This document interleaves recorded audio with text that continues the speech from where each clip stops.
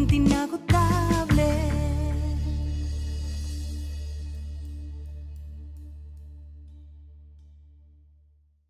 Dios le bendiga. Aquí estamos una vez más en tu programa La Fuente Inagotable.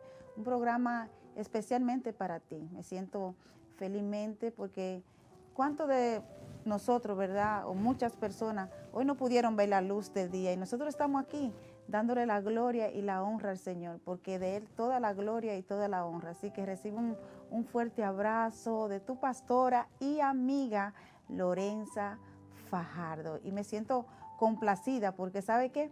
Casi a mi programa no vienen varones.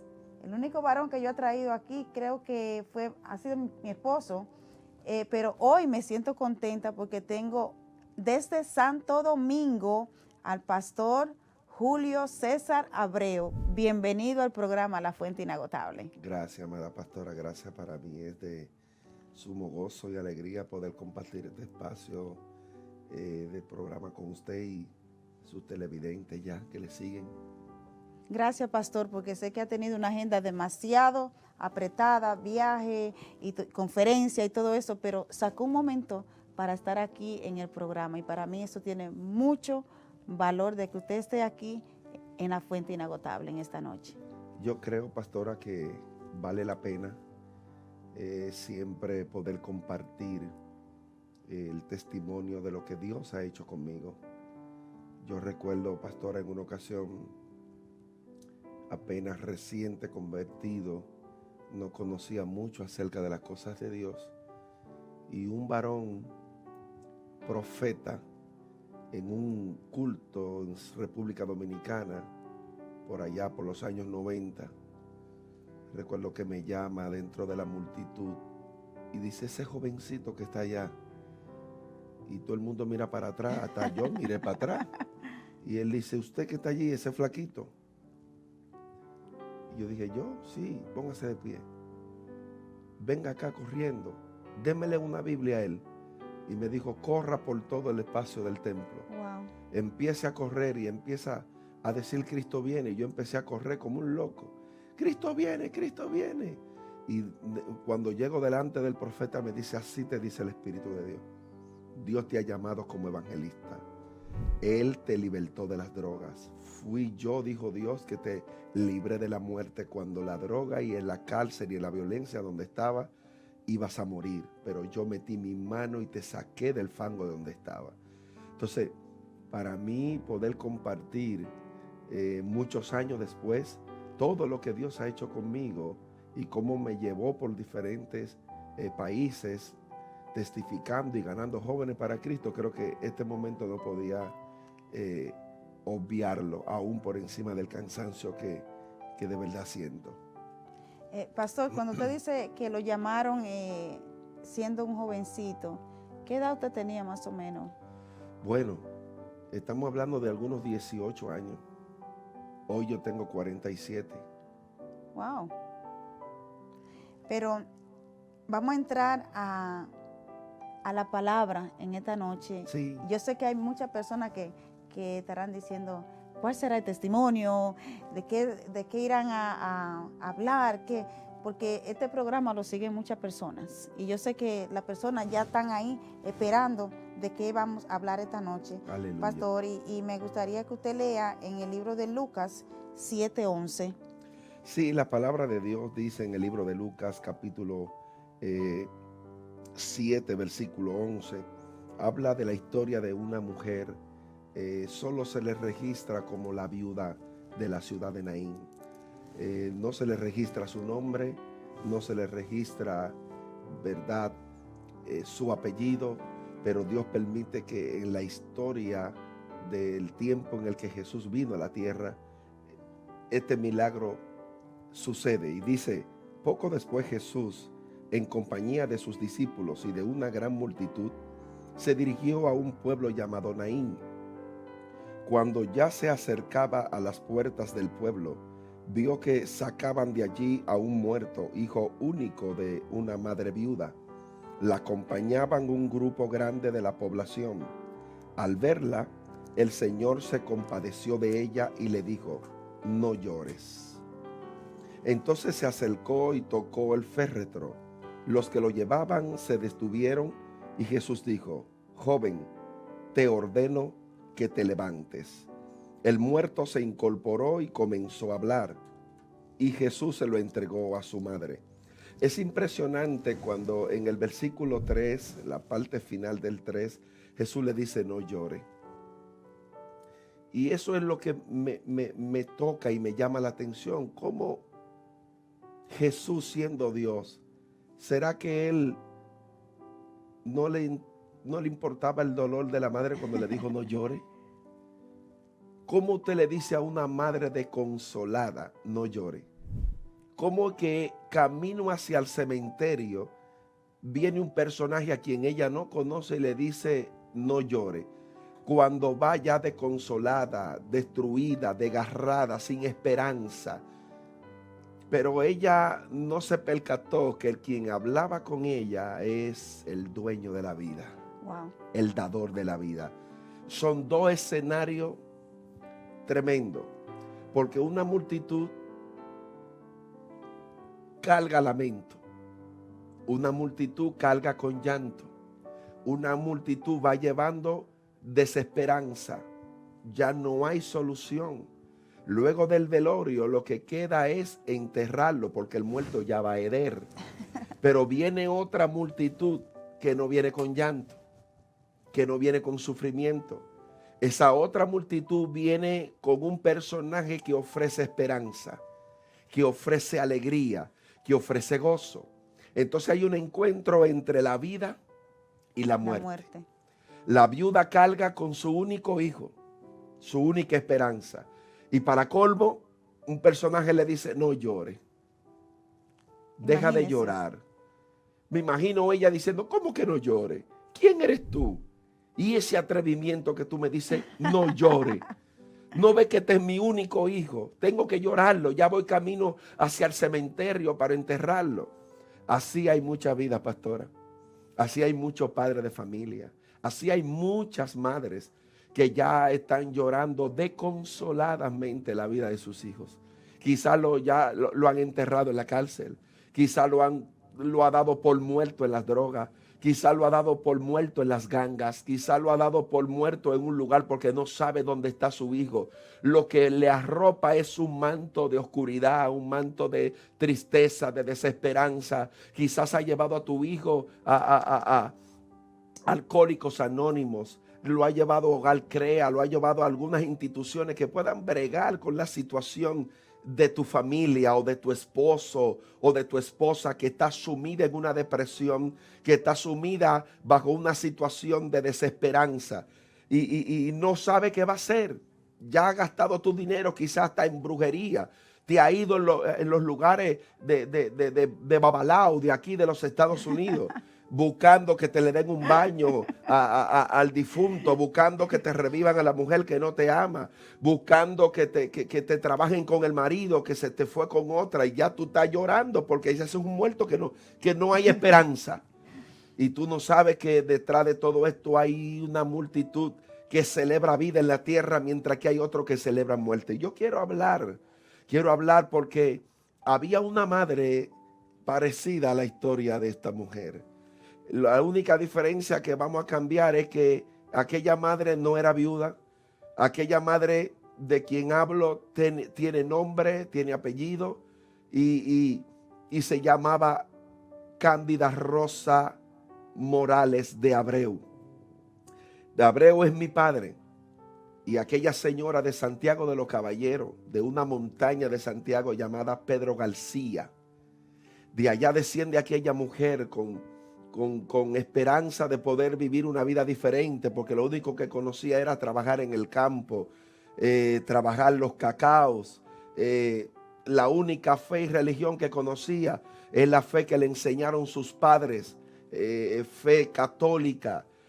Dentro de su catolicismo estaba en su ignorancia de practicar brujería, santería, tenía su altar, prendía su vela. Mi madre, Rosa, en su ignorancia, pastora, ella me entrega a mí a los demonios.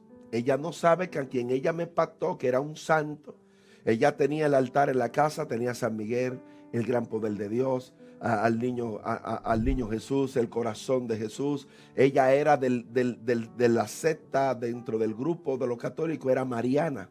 Wow. Ella adoraba a María. Y cuando le hablaban a mi mamá de Jesucristo como el dador de la vida, como Jesús el Hijo de Dios, ella peleaba porque decían que a María era que tenían que amarla y adorarla, porque María es la madre de Dios. Bueno, y mi madre, en su ignorancia, eso era lo que seguía, hasta que en medio de su práctica de brujería, ella se fue consumiendo. Había otra mujer que le hacía brujería a mi madre para matarla. Oigan esto. Aquella mujer quería matar a mi madre solo porque quería a mi padre. Y se peleaban un amor que para las dos quizá era algo imposible.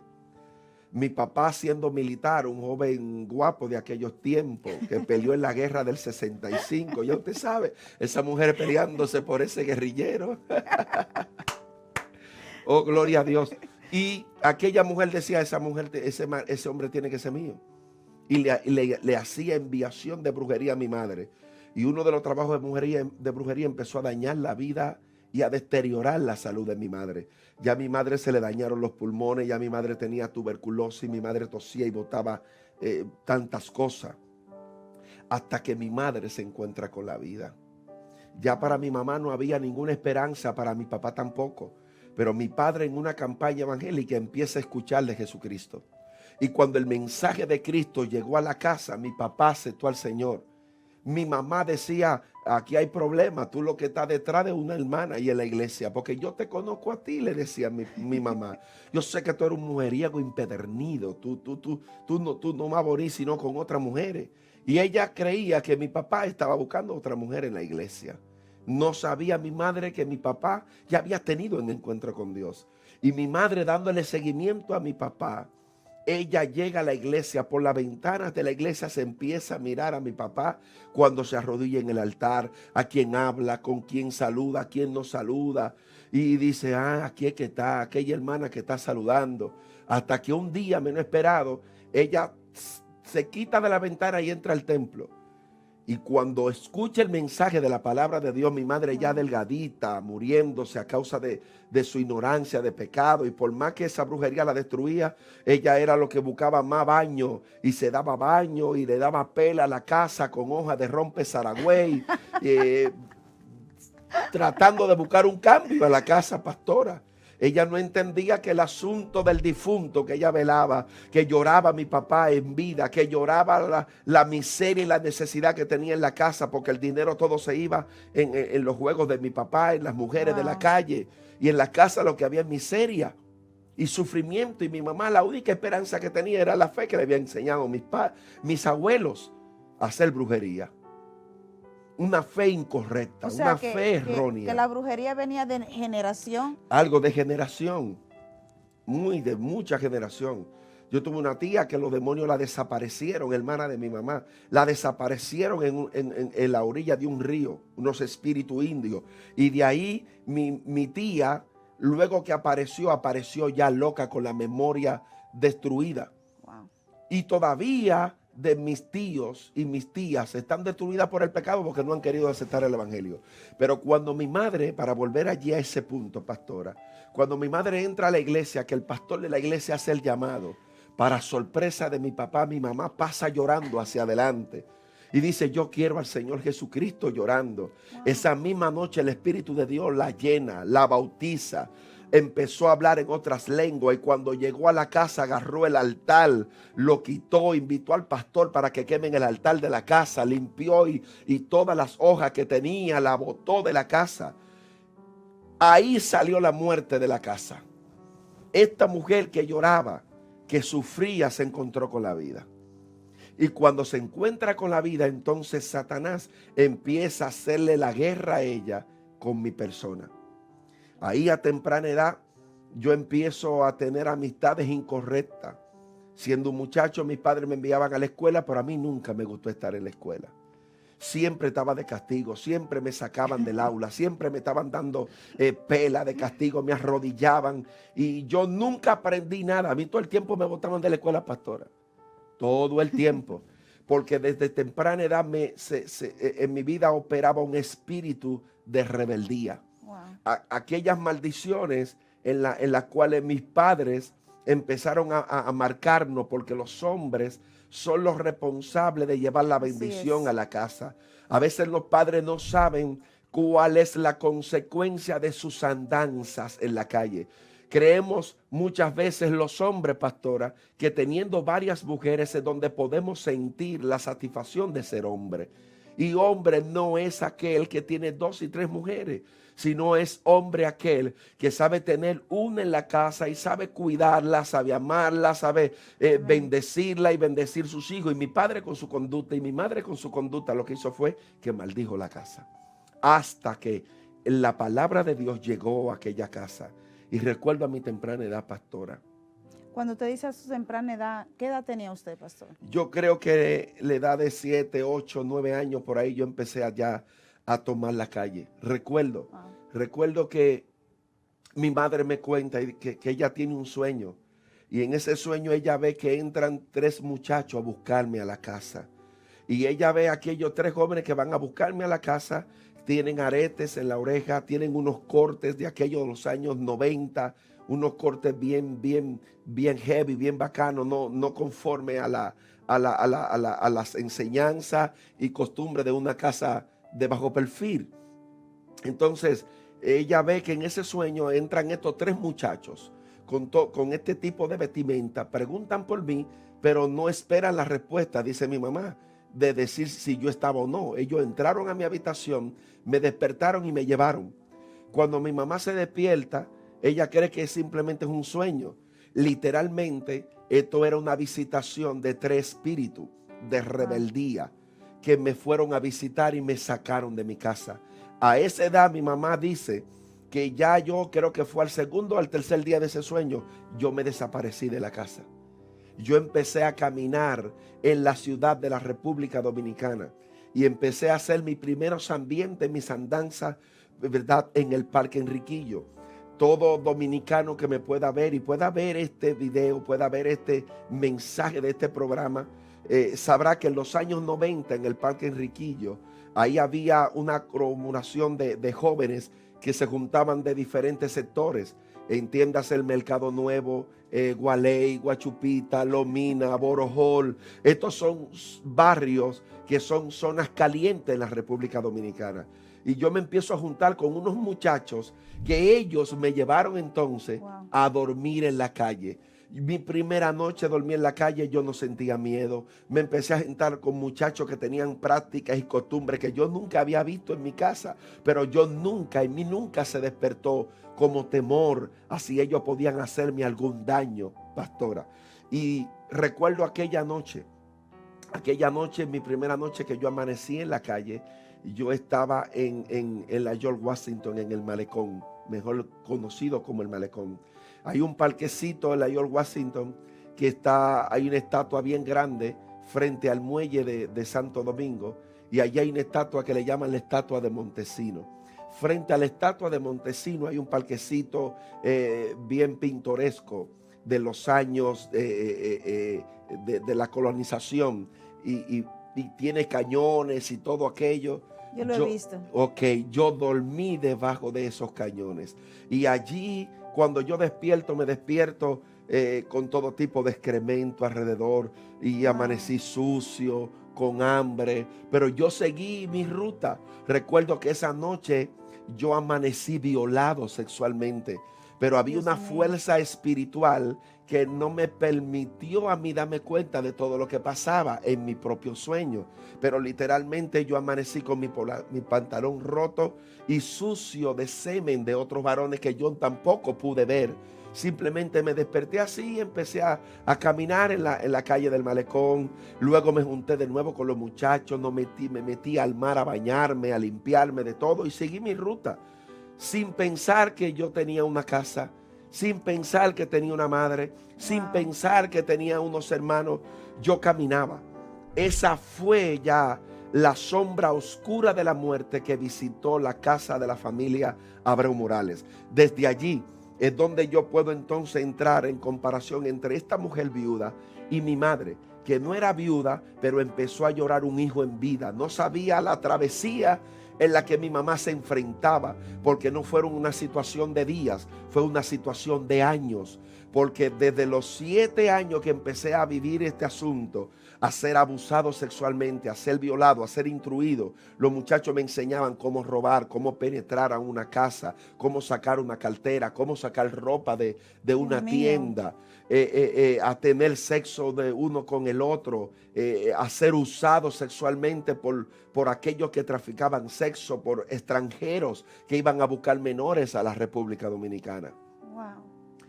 Es algo muy tremendo, pero yo quiero entrar en mi testimonio también ilustrando lo de la Escritura, porque cuando Jesús le dice a esta mujer no llore, es porque el que le dice no llore está ofreciendo una esperanza.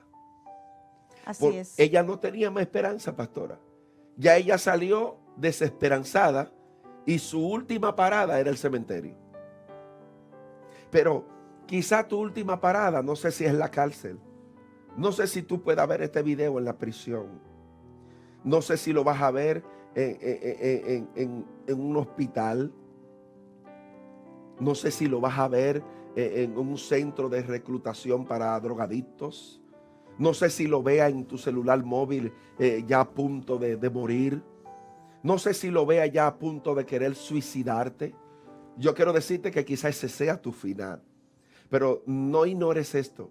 Delante de ti hay alguien que espera por ti, que te dice ya no llores. No pierdas la esperanza.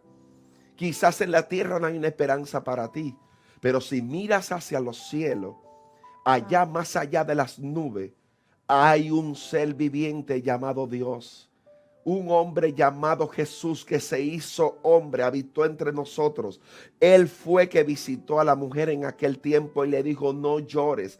Y si le dijo no llores, porque Él está deteniendo su última parada. Él quiere detener las lágrimas de sufrimiento, quitar el manto de depresión y de lágrimas, porque Él le está ofreciendo una esperanza. Está ofreciendo gozo, alegría y contentamiento. Y usted decía que esa mujer se parecía, pero había una gran diferencia aquí, que su mamá no solamente lo tenía a usted. No. Sin embargo, esta mujer nada más tenía Su único hijo. su único hijo. Por lo tanto, el dolor que esa mujer estaba sintiendo era algo extraordinario. Imagínese que uno tenga un solo hijo y que se le muera. Es mucho más fuerte en comparación al de mi madre. Pero cuando yo le digo que puedo compararla, es que cuando usted ve un hijo que usted parió, con dolores, su hijo más ñoñado, porque yo era el más querido para ese momento habíamos algunos 7, somos una familia de 9. Yo soy la segunda generación de pastores, luego que Dios me alcanzó. Pero era una familia para ese momento, una familia de algunos 5 o 6.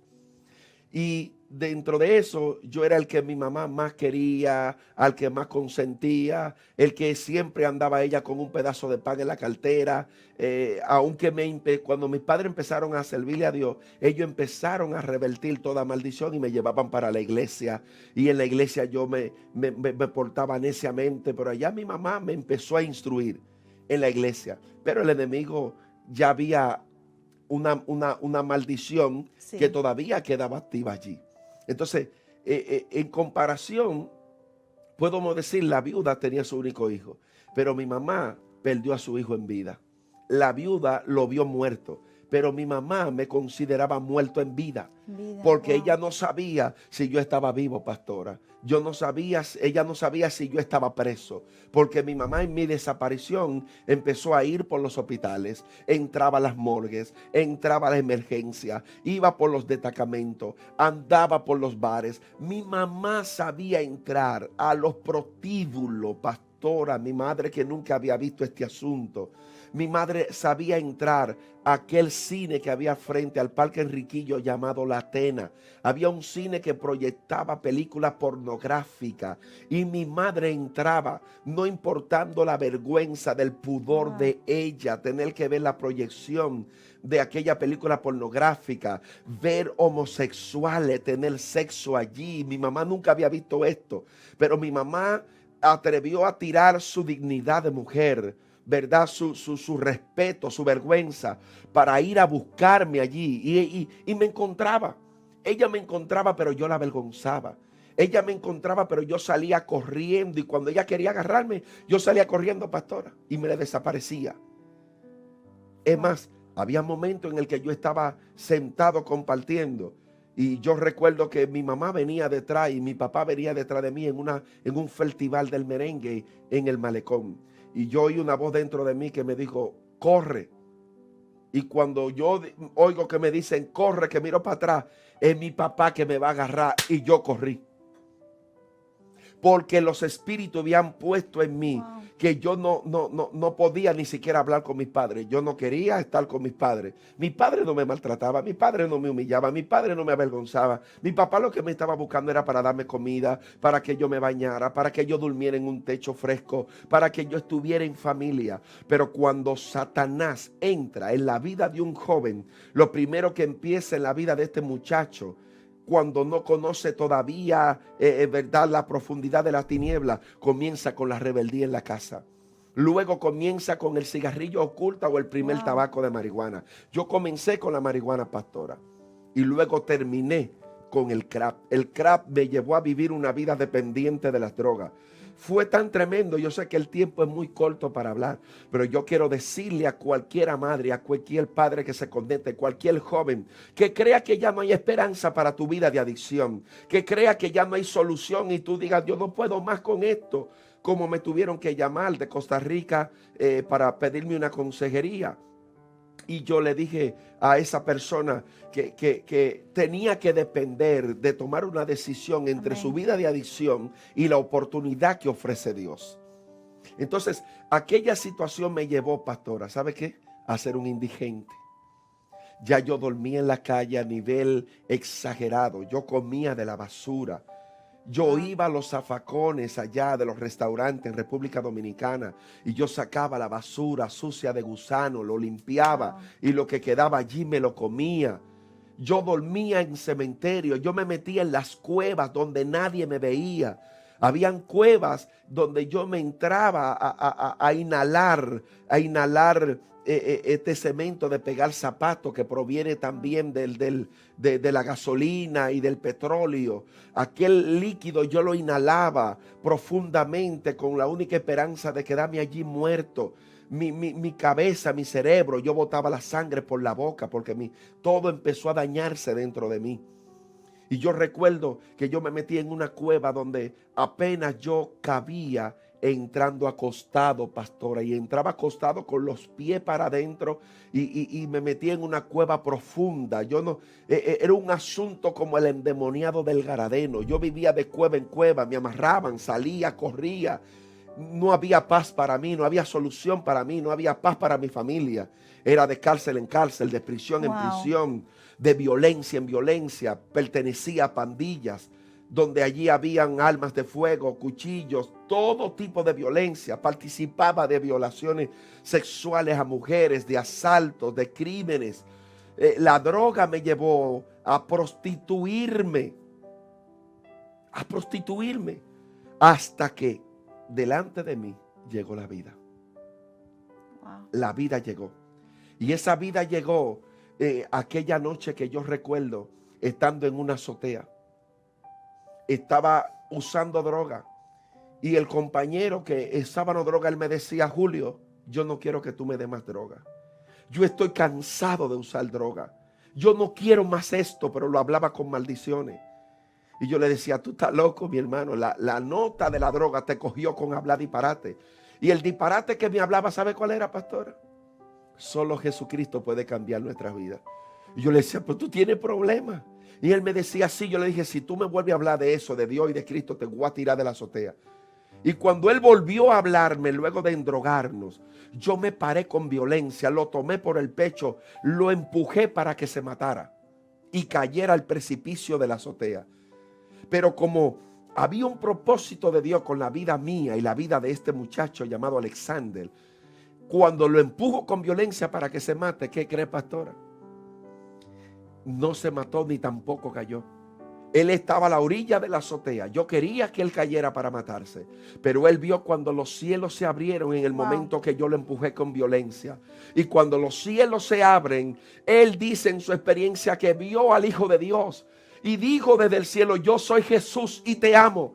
Y lo libró de la muerte que yo lo empujé para que se matara. Así empezó la vida de Dios a revelárselo a nosotros.